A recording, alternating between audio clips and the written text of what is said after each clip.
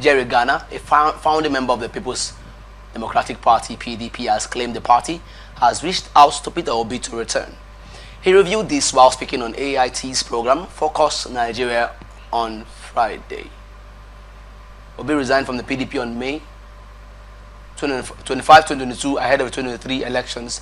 The 2023 presidential candidate of the Labour Party, LP, left the PDP days before its presidential primary, citing that recent developments in the party do not support constructive contributions.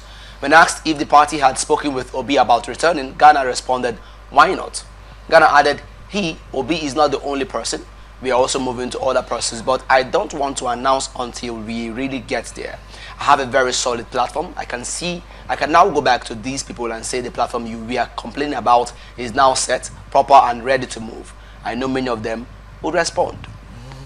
Gana saying they've reached out to Peter Obi to return to the party, and then he claiming that the party that was before isn't the party that is now. That he has a very strong platform, and the party seems to be undergoing metamorphosis, if I'm to use that word. So what's your thoughts on this story before we go into the next questions?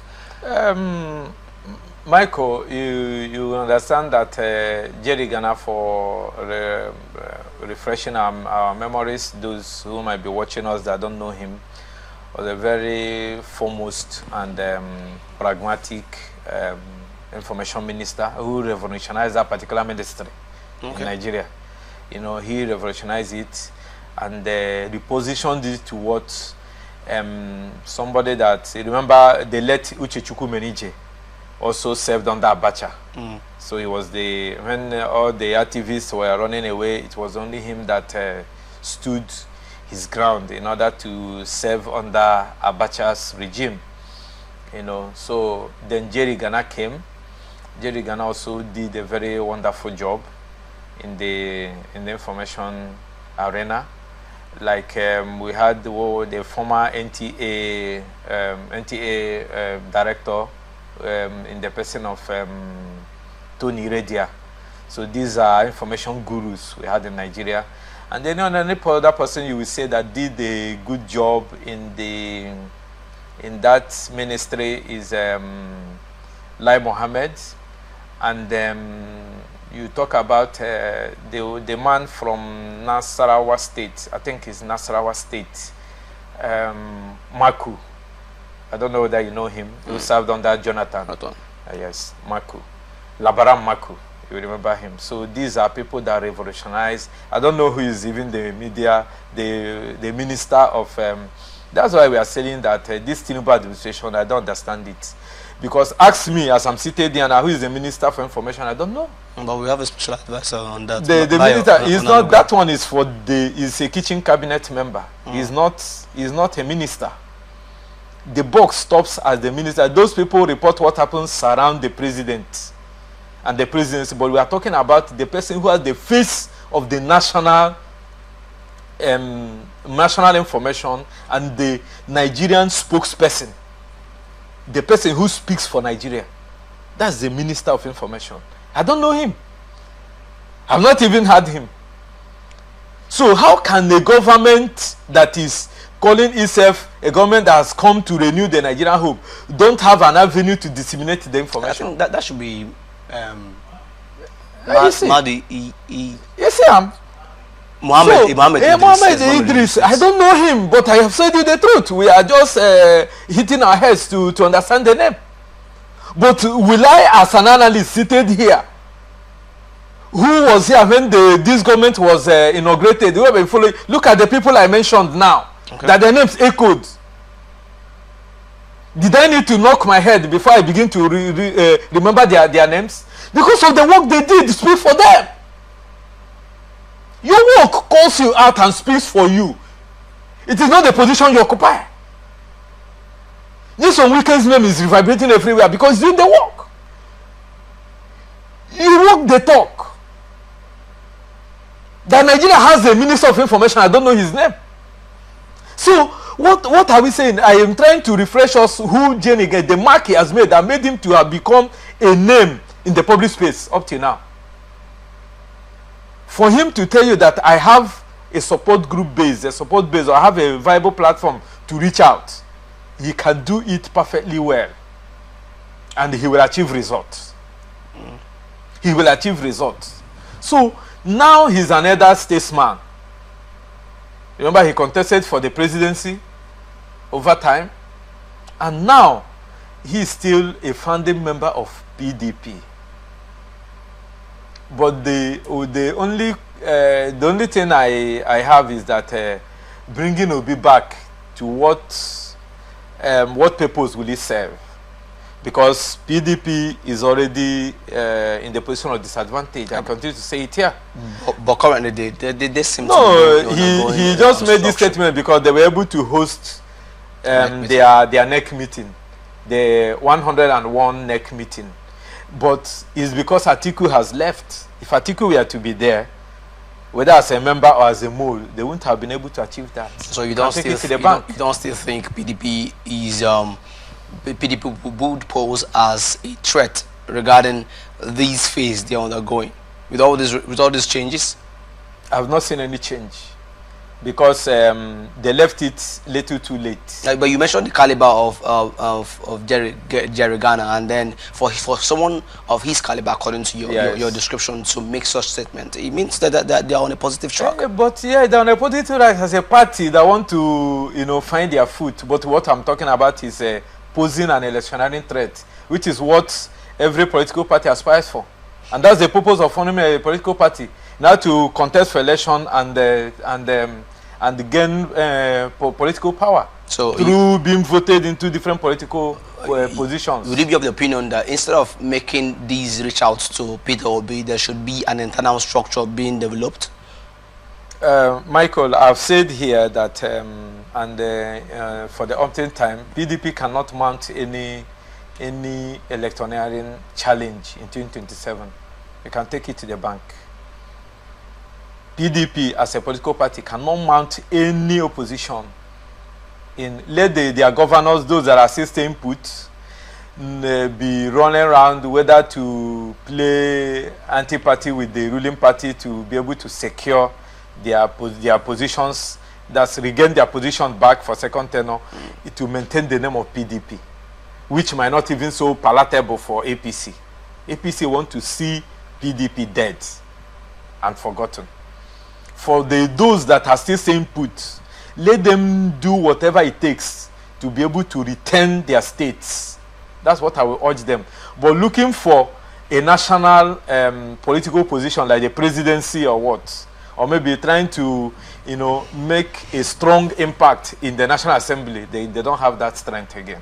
Why am I saying this? Is because the way the position of Nyesom Wike, Atiku would have left, because most of them knew Atiku's soul was no longer in PDP. Okay. But you were here, we have had some programs where I asked you that why are people not calling Atiku out? Because Atiku knew that he stands no chance in PDP given the viability of Nyesom Wike. And now Nyesom Wike has already thrown his weight behind Bola Ahmed Tinubu. And they want to reform PDP to what gain? That's why I tell you that the only thing PDP can do now, reserve their energy. If they want to support a coalition, they can use the little strength they have to support a coalition in case the coalition, survives. Okay. Then, if they want to, as he's saying that he's reaching out to Obi, if they want to use the little strength they have to support Obi in Labour Party, let them, because Labour Party is also coming alive. Because they have taken the bull by the horn to have a substantive interim committee, no longer caretaker. Okay. Nenadi Usman is now the interim chairperson of Labour Party. So they are heading somewhere because very soon they will start their ward conventions, local government, state, and to the national level. And that will now reposition Labour Party. They still have time. After all, Obi left PDP 25th May 2022 before he went to Labour Party, and you saw the wave. So if they still have 2 years, they will still, who say that they can't replicate what happened? I don't know if you're getting my line of thought. Yeah. So they have, once they have Obi and they still have most of their stakeholders intact, and they still have the sympathy of Nigerians, and coupled with the hunger that is pursuing us, And we have not even known where the Bola Ahmed Tinubu administration is heading to. So they still have 2 years. If they can galvanize themselves within this space and make a statement, galvanize their party, they will come back and bounce back strongly. So PDP and Jerry Gana should spend their energy in supporting a viable opposition. But this opposition that is talking about bringing Obi, you saw the way Nyesom Wike ridiculed Peter Obi. He in the open he was meant to support Obi, but at the end of the day, that support, he did not see that maybe if Obi win, given the Nigerian peculiarity of how elections have been manipulated, you know, that Obi might not stand a chance for the powers that be to give a nod to Obi. And it happened at the end of the day. So he now went to where he will be sure. Because when you're a politician, my brother, know how to, don't play your chess card with sentiment or sympathy. Because I've said it here, if Nyesom Wike had not played the kind of politics he played in 2023, where would have been Nyesom Wike by now? Nyesom Wike would have been a radical in the Nigerian political space. His political enemies would have ridiculed him. I'm not saying his enemies, so you know, I always emphasize on that. His political enemies would have ridiculed him. But he thanked his stars that he played the kind of politics, and that's the politics he's still playing. Nyesom Wike has thrown his weight behind Bola Ahmed Tinubu, and he cannot support any candidate to emerge as a formidable candidate to challenge APC in 2027. So the only face you're seeing there, I learned PDP has zoned their presidential ticket to the south. Is it for one tenure, or are they going to also zone it to the south in 2031 to make sure that they appease the south? Because you saw the shenanigans that played out in 2023. Because if a southeasterner has gotten there, he would have had 2 attempts. Because Atiku had 2 attempts, 2029 and 2023. Is it not? 2019. 2019, sorry. 2019 and 2023. So if they have decided now to zone it to the south, in the remaining tenure that they have given the south, is it equity and fairness? Is it federal character? So these are some of the questions they should ask themselves. You know, luring Obi. Are you luring Obi into PDP to do one tenure?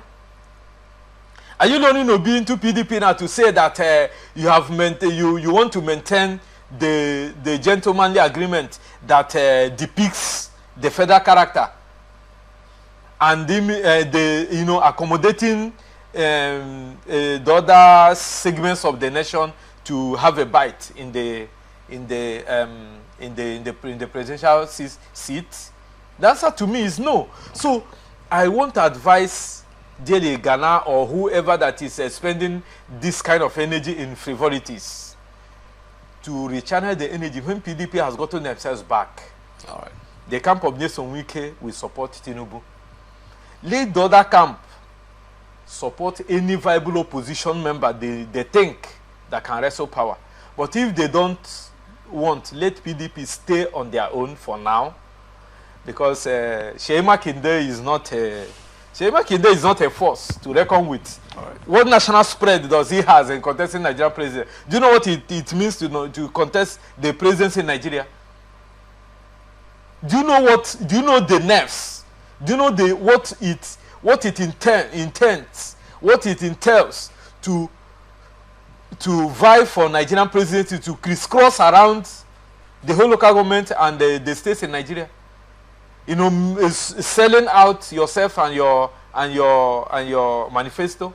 It is not an easy task. So what I want to say is that Peter Obi, I know, given the fact that Nyesom Wike is still a strong voice, I remember the predictions I made that the PDP will be built around him. Nyesom Wike, I know, if Obi eventually enters PDP, he will, Nyesom Wike during the primary will install a mood that he will make sure that Peter Obi did not get that particular ticket. I will watch those. And they will not go for consensus. You know what the court have said about, what the electoral act has said about consensus. When all of them did not agree, they must go for the primaries. So let the respected professor the erudite professor Jerry Gana spend this energy in fixing PDP facts, making it healthy, and reaching out to Nyesom Wike. I don't know his personal relationship with Nyesom Wike. If he has the backing of and the nod of Nyesom Wike that we are going to, let's see how we can make PDP a viable opposition in 2027. Uhuru for them, so good and fine. But if he doesn't have a robust relationship with Nyesom Wike, all his efforts will give bite only after 2027. All right, thank you very much for your opinion.